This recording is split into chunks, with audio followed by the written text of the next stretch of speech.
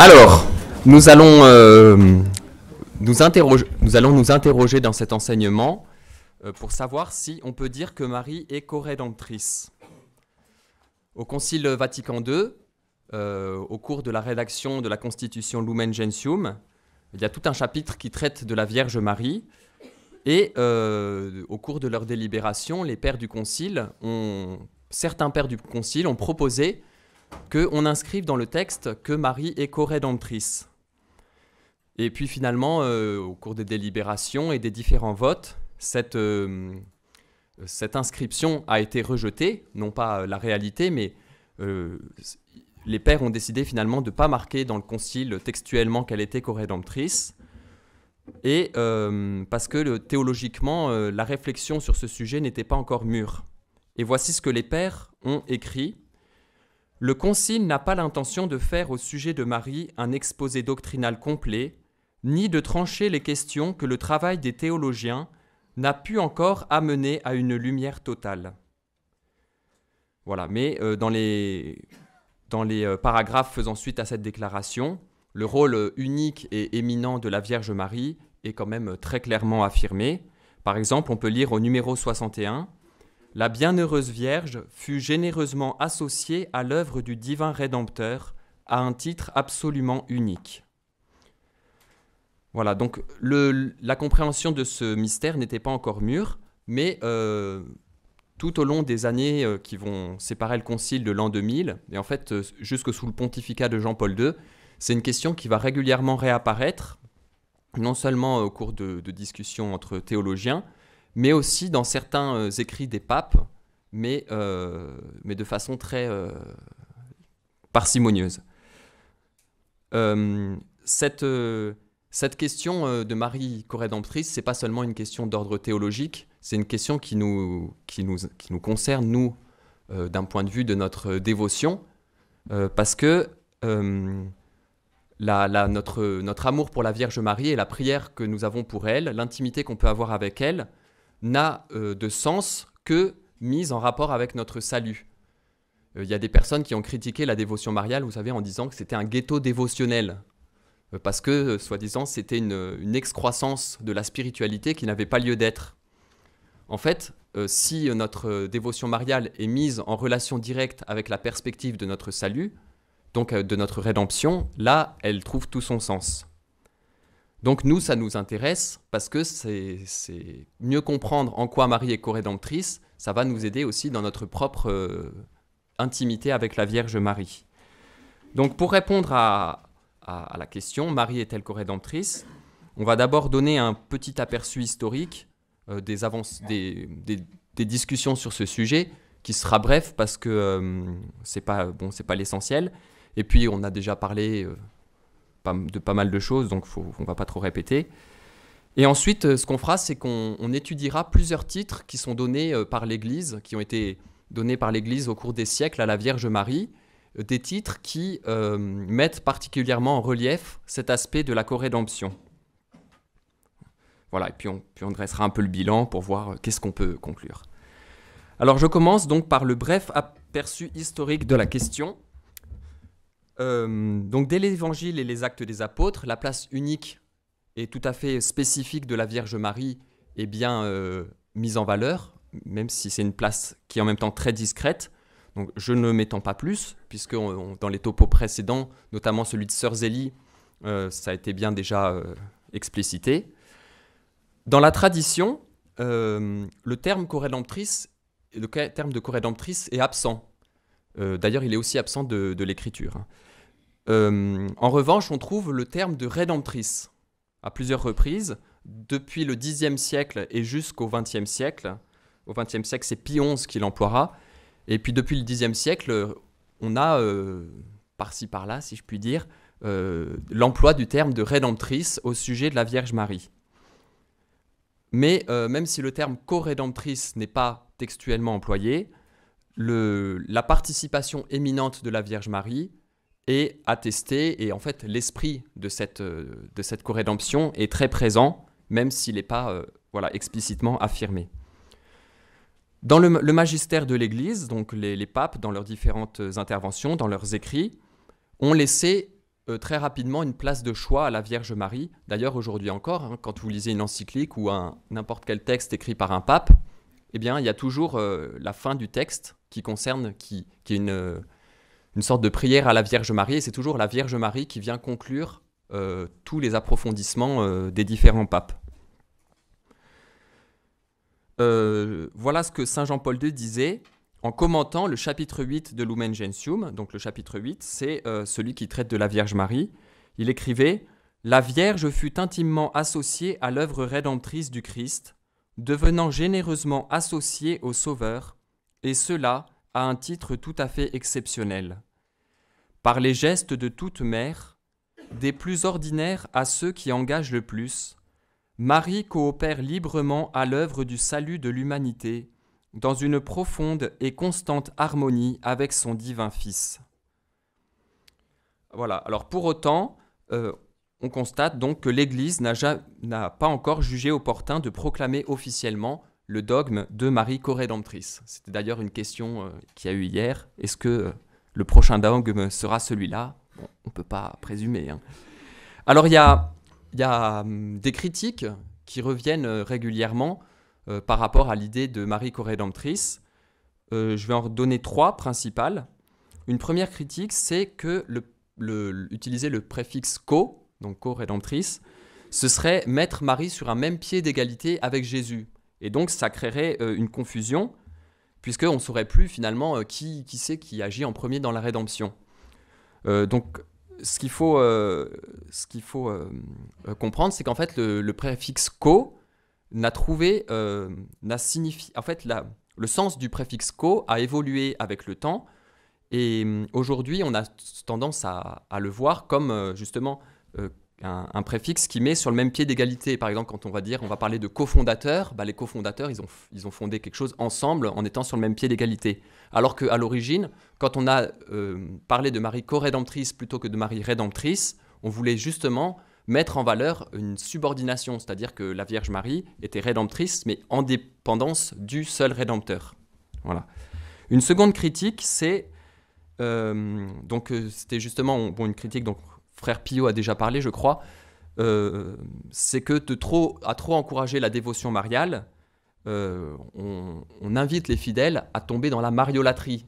Voilà, la mariolatrie, c'est un mot qui a été employé par certaines personnes, donc, et qui désignerait un attachement excessif à une personne, donc la personne de la Vierge Marie, qui est certes une personne admirable, etc., mais qui n'est pas Dieu. Donc cette critique, elle ne porte pas, si vous voulez, si notre dévotion mariale est en lien avec la perspective de notre rédemption. Si la dévotion mariale nous enferme et nous met hors de l'Église et hors de la pratique des sacrements, etc., alors oui, effectivement, il y a quelque chose qui ne va pas. Mais sinon, la dévotion mariale est quelque chose d'extrêmement saint. S-A-I-N. Mais bon, S-A-I-N-T aussi. Hein. Juste aussi par rapport à cette critique, parce que c'est une critique finalement qui revient souvent, et pas seulement par rapport à la question de la corédemption, il est intéressant de constater qu'en fait, la dévotion mariale et notre rédemption ont le même acte de naissance.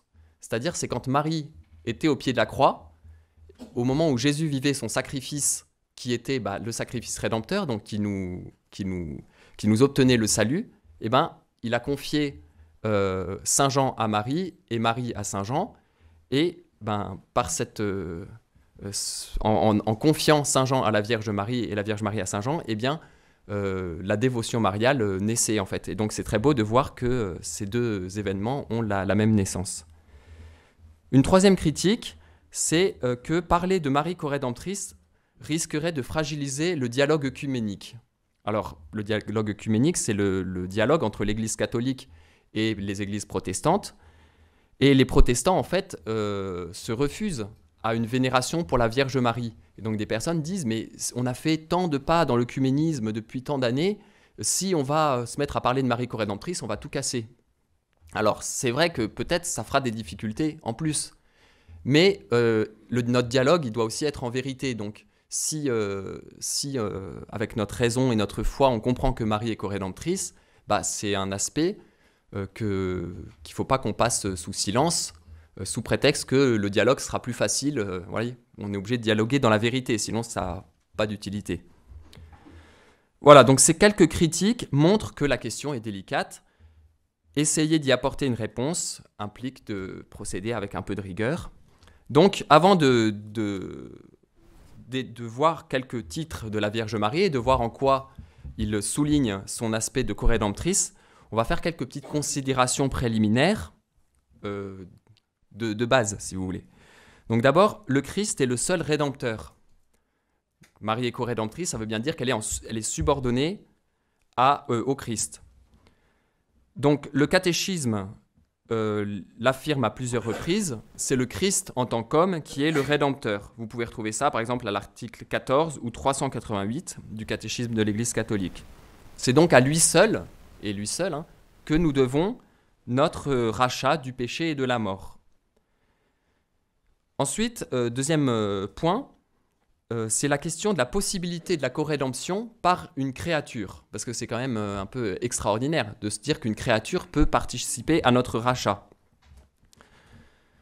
Dans son plan de salut, Dieu n'a pas prévu de racheter la créature déchue sans son concours. Ça veut dire qu'il y a un mot, je crois que c'est Saint Augustin, mais je n'ai pas vérifié, donc on va dire un père de l'Église qui a dit « Dieu a créé l'humanité sans elle, il ne la rachètera pas sans elle ». Quand on regarde l'Écriture, déjà dans l'Ancien Testament, on voit que Dieu éduque son peuple pour lui apprendre à offrir des sacrifices pour participer à son rachat, pour être réintégré devant Dieu en quelque sorte. Mais la corédemption, donc c'était on va dire une pâle figure de la corédemption. Mais cet aspect de la corédemption va culminer avec la mort de Jésus sur la croix, puisque c'est avec notre chair d'homme que Jésus va vivre son sacrifice. Et Jésus va permettre que les hommes participent, coopèrent à leur propre salut. Donc toujours en dépendance de l'unique source, donc c'est lui la source du salut. C'est la notion de mérite, que vous pouvez retrouver d'ailleurs dans le catéchisme, je ne vais pas beaucoup développer, mais vous pouvez retrouver dans les articles 2007 à 2010, où c'est très bien expliqué qu'est-ce que le mérite, et en quoi nous, par nos sacrifices, on peut mériter quelque chose, parce qu'en fait, en tant que créature, on n'a aucun mérite, si vous voulez, parce que notre péché, il offense Dieu qui est infini, donc nous, on ne peut pas réparer de façon infinie à la hauteur de nos offenses. Mais Dieu a permis, par sa grâce, que nos propres petits sacrifices aient une certaine valeur dans notre rédemption. Et donc, comme je parle de rédemption, il semble qu'il faut faire une distinction entre deux aspects de la rédemption. Et c'est la troisième petite considération préliminaire, il y a la rédemption objective et la rédemption subjective. Alors, en fait, c'est très important de faire cette distinction, même si ça peut paraître un peu couper les cheveux en quatre juste pour le plaisir, mais en fait, non, pas du tout. Non, en fait, ce qu'on désigne par rédemption objective, c'est directement l'œuvre salvifique du Christ. Donc l'action par laquelle Dieu va nous sauver. Donc le salut qu'il nous obtient. Tandis que la rédemption subjective, c'est l'application individuelle aux hommes des effets de cette œuvre. Donc comment concrètement dans nos vies, nous personnellement, nous obtenons le salut, voilà, comment nous sommes rachetés dans le concret de nos vies. Vous allez voir par la suite que c'est très, très important pour comprendre comment la participation de la Vierge Marie à la rédemption diffère de notre participation à la rédemption.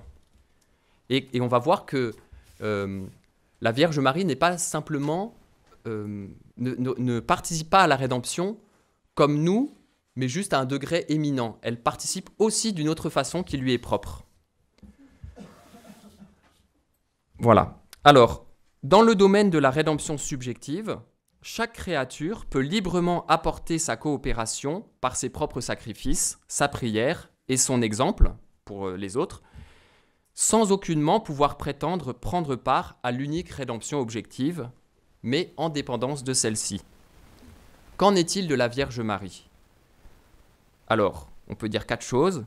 Comme toutes les créatures humaines, elle participe à la rédemption subjective au titre de ses souffrances, de ses prières et de son exemple.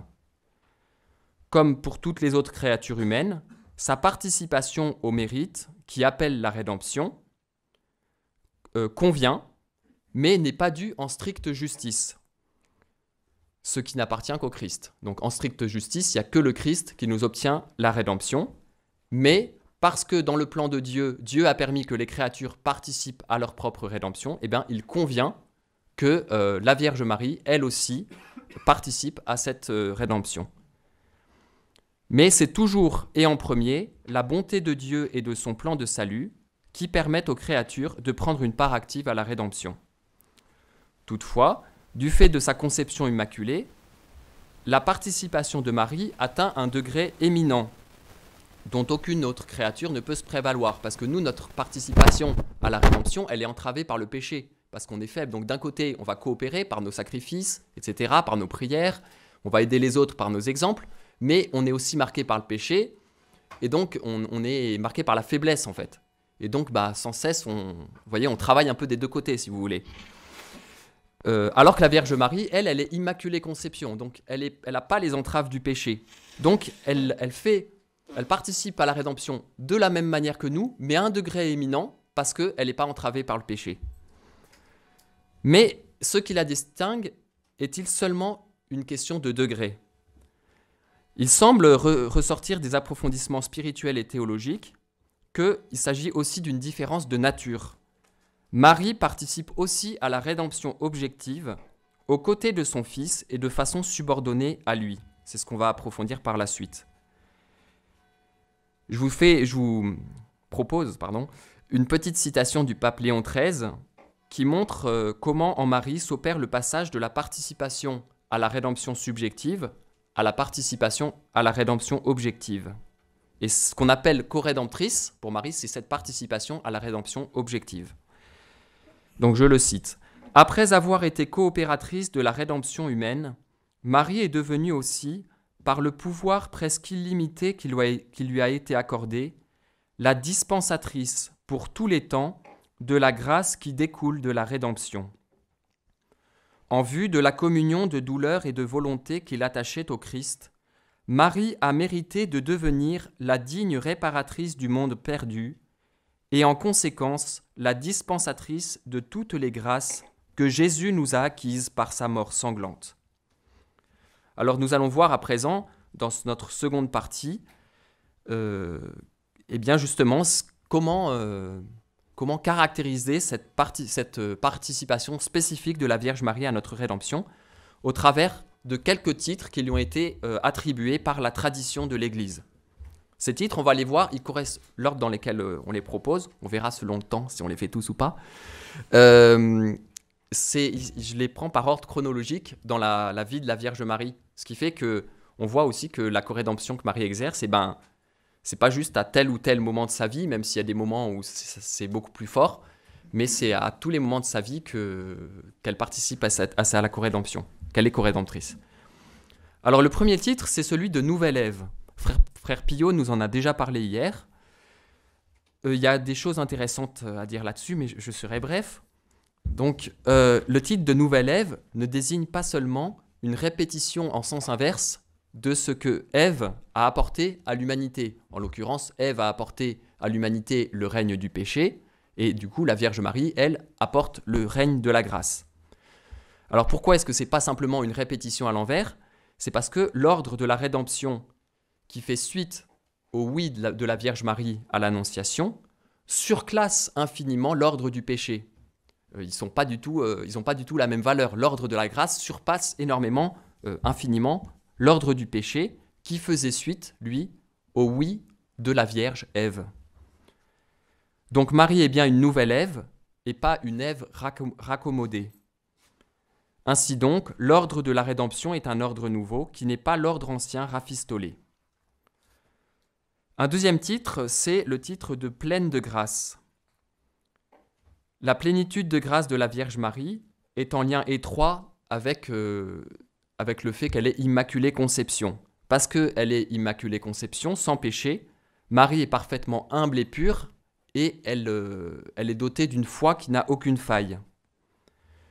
Nous, on a un entendement qui est obscurci, si vous voulez, on est limité, donc on a du mal à comprendre ce que cette plénitude signifie pour la Sainte Vierge.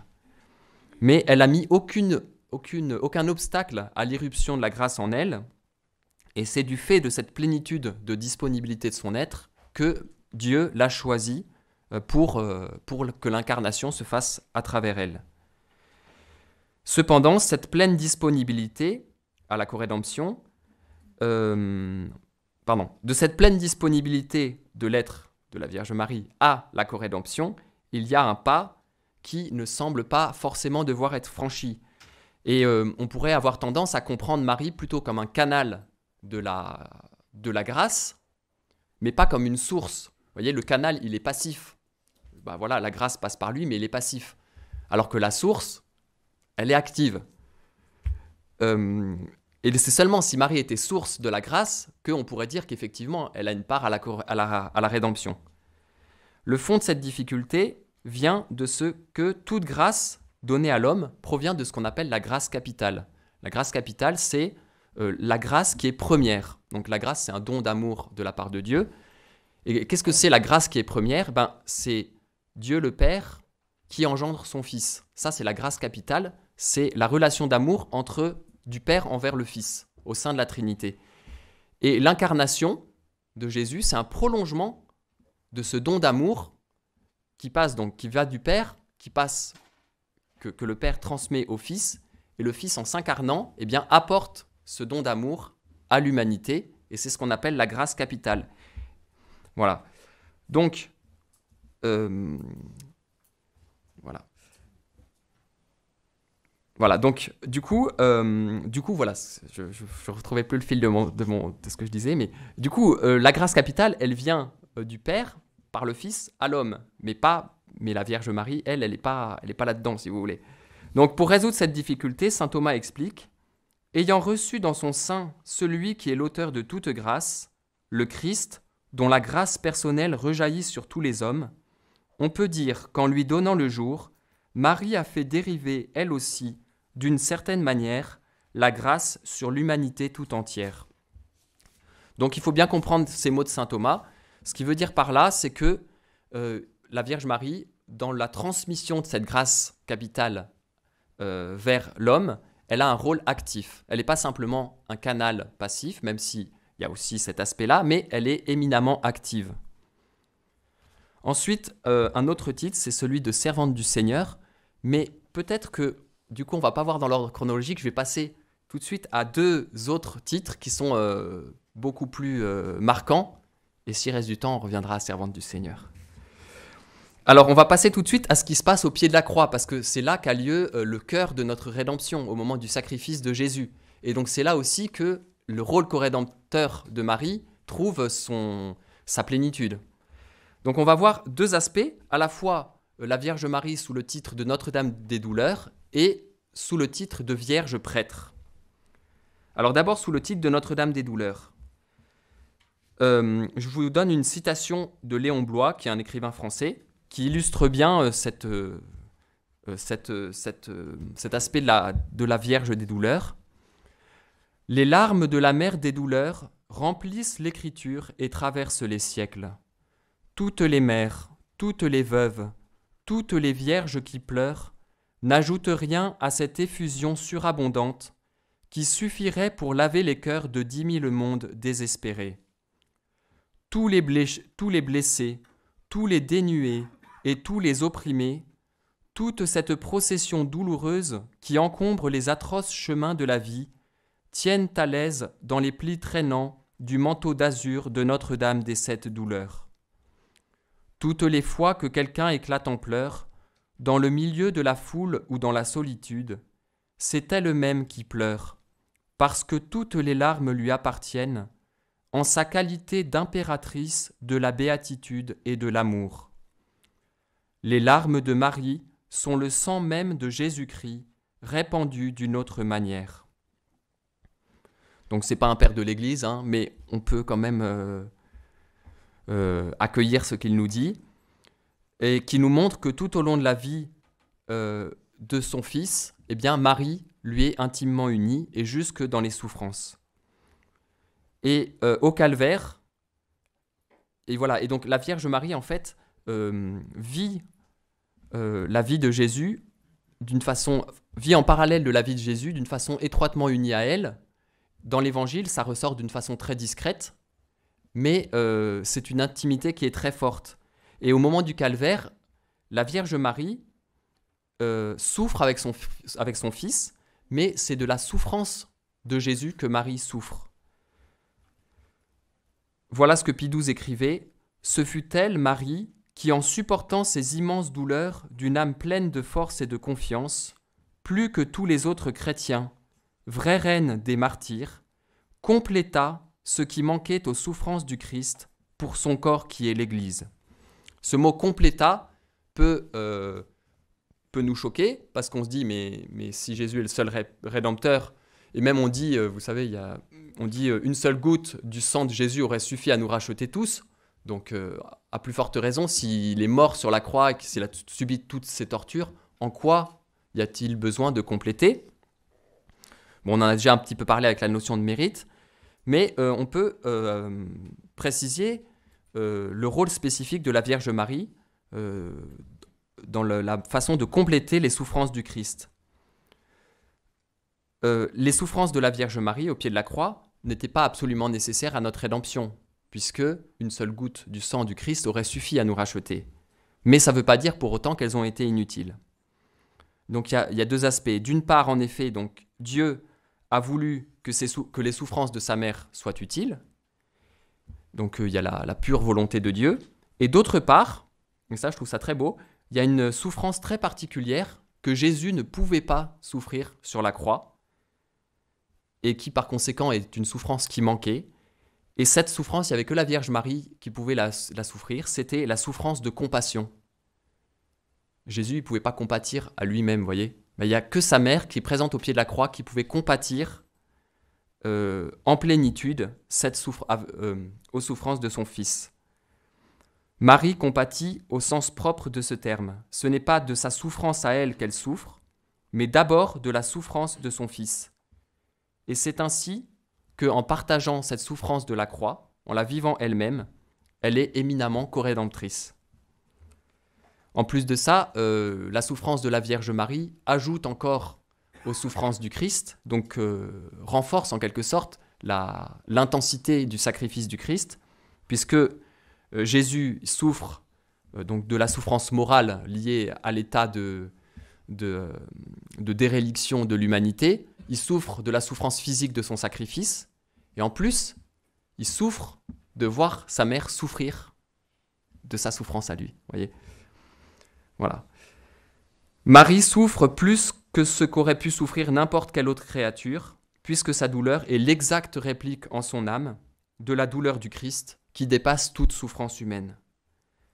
Voilà, c'est un grand mystère qui nous laisse un peu pensif, voilà, mais c'est quelque chose qu'il faut qu'on essaye de comprendre. Et je conclus avec quelques mots de Bossuet. « Ne croyez pas que la Sainte Mère de notre Sauveur soit appelée au pied de sa croix pour y assister seulement au supplice de son Fils unique et pour y avoir le cœur déchiré par cet horrible spectacle. Il y a des desseins plus hauts de la Providence sur cette mère affligée. C'est la volonté du Père éternel qu'elle soit immolée avec cette victime innocente et attachée à la croix du Sauveur par les mêmes clous qui le percent, mais encore associée à tout le mystère qui s'accomplit par sa mort. » Voilà, ça c'était pour parler de Marie en tant que Notre-Dame des douleurs. Et il y a un autre titre qui est donc très directement lié, c'est le titre de Vierge prêtre. L'Évangile nous rapporte que Marie était debout au pied de la croix. Il ne nous rapporte pas que Marie était affalée, en larmes. Vous voyez, elle était debout au pied de la croix. Il y a toute une iconographie, des tableaux, etc., qui ont été faits, où on voit Marie complètement hors d'elle-même, mais ce n'est pas ce que nous rapporte l'Évangile. L'Évangile nous dit Marie était debout au pied de la croix. La station debout, c'est un signe de force d'âme et de participation active, en l'occurrence de participation active au mystère qui se déroule. Donc Marie est présente au pied de la croix d'une façon active.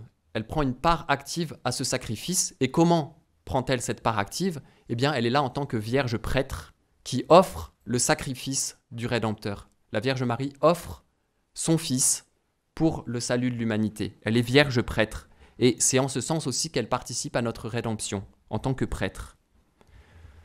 Nous, en tant qu'hommes ordinaires, je pense, ordinaire, oui, nous pouvons, en vertu de notre baptême, en fait, vous savez, on dit qu'on est prêtre, prophète et roi. Donc on a ce qu'on appelle le sacerdoce commun des fidèles, c'est la possibilité d'offrir nos sacrifices en union avec le sacrifice de Jésus pour participer à notre rédemption subjective, donc à notre propre rédemption et puis à celle des autres aussi. La Vierge Marie, et donc le prêtre, lui, par contre, il a le sacerdoce ministériel, il est ordonné, et donc lui, il offre le saint sacrifice. Il offre le saint sacrifice en tant que prêtre. La Vierge Marie, elle n'a pas l'ordination sacerdotale, si vous voulez, comme les prêtres l'ont, mais elle offre aussi le sacrifice de la même manière que les prêtres, et elle le fait en vertu de sa maternité divine. Le prêtre, quand il est ordonné, il est marqué par un caractère, c'est quelque chose, une réalité de la grâce qui va le marquer son être intérieurement et qui va lui permettre d'offrir le sacrifice, le saint sacrifice directement. La Vierge Marie, elle, ce caractère qui la marque, c'est sa maternité divine, qui l'a marqué de l'intérieur. Voilà, donc on voit là encore que la Vierge Marie participe à la corédemption d'une façon très différente de nous. Et voilà. Donc il y a bien une différence de degré, parce que pour ce qui concerne notre rédemption subjective, elle le fait d'une façon éminente, mais il y a aussi une différence de nature, parce qu'elle joue aussi, entre guillemets, sur un plan qui n'est pas, que nous, on peut pas, sur lequel on ne peut pas jouer. Voilà. Ensuite, autre aspect, donc je ne reviendrai pas sur servante du Seigneur, du coup. Autre aspect, épouse du Seigneur. Alors, l'histoire du salut est l'histoire d'une longue succession d'alliances entre Dieu et son peuple, des alliances de plus en plus fortes. Et la succession des alliances est liée à la réponse ou non du peuple de Dieu. Et bien souvent, le peuple chute, renie l'alliance, et Dieu va proposer une nouvelle alliance. Et cette succession d'alliances culmine dans l'alliance rédemptrice que scelle Jésus au moment de son sacrifice sur la croix. Cependant, le propre d'une alliance, c'est d'être scellé entre deux personnes. On ne fait pas alliance avec soi-même.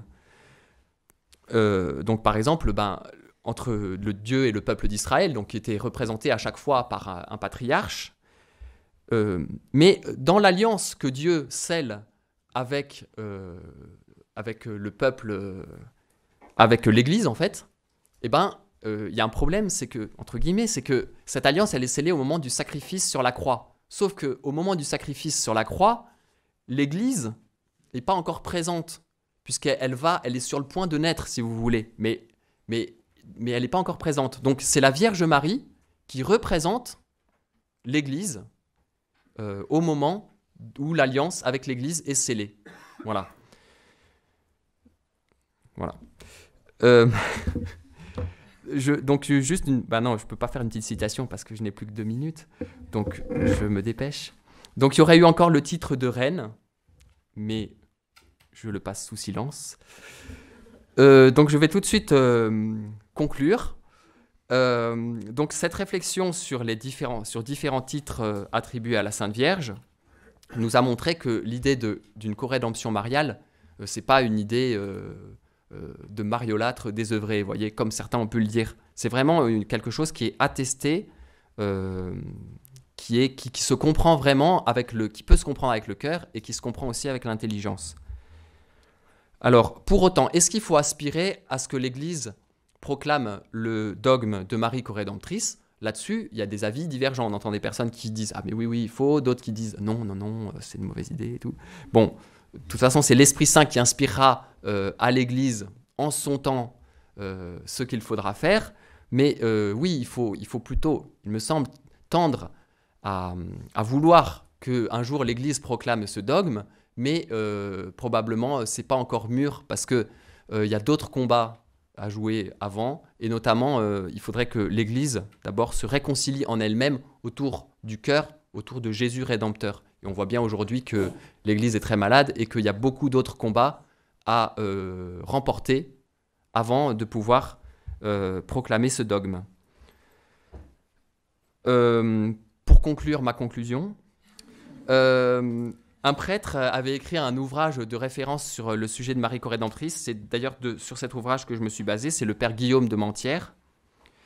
Et lui, il concluait son livre, qui est fort intéressant, par ce mot « oremus ».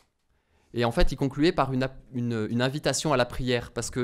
Et finalement, c'est la seule conclusion qui vaille, parce que toutes ces questions qu'on a développées, qu'on aurait pu développer encore plus si on avait eu le temps, on peut les comprendre avec notre intelligence, mais c'est avec notre cœur, finalement, qu'on les comprendra le mieux.